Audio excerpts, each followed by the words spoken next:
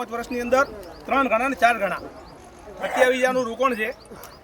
27,000ના હોમે 1,09,000 રૂપિયા એમનું મળવાપાત્ર લાભ છે અને આ કોઈ એક હંગાથે હાલવાના થતા નથી।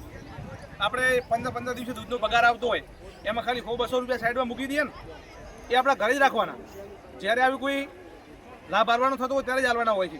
એવું નથી કે દર મહિને આપવાના થતા હોય, એવું તો નથી ને? ના, એવું નથી। ધારો કે કોઈના ત્યાં આવી કોઈ પ્રસંગ હોય, કન્યાદાન હોય, કોઈ દીકરીઓના લગ્ન હોય તો એમને સહયોગ ભેટ આપવાના થતા હોય કે આવું કંઈ ઉંમરલાયક હોય એમને આવું કંઈ પેલો કિસ્સો મરણ થતું હોય તો 300 રૂપિયા રોકાણ કરવાનું થતું હોય છે। એના વગર તો રોકાણ કરવાનું થતું નથી।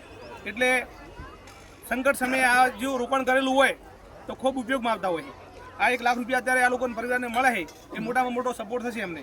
એટલે એવું કોઈ ખોટું નથી। અને આપણે તો ઘણા જગ્યાએ વિડીયોના માધ્યમથી જાણતા હોઈએ છીએ કે જડિયાલીનું પણ અમને સાંભળ્યું હતું કે 3 દીકરીઓના લગ્ન 5 લાખ રૂપિયા આપ્યા।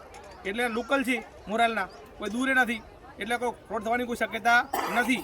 અને સારામાં સારું તમારું રોકાણ થઈ જાય અને યોગ્ય સમયે તમને મળવાપાત્ર લાભ પણ છે, તો બધા લાભ લો એવી વિનંતી। બીજો કોઈને હપ્તો ભરવાનો હોય તો પહેલેથી નથી સાહેબ, બરાબર છે।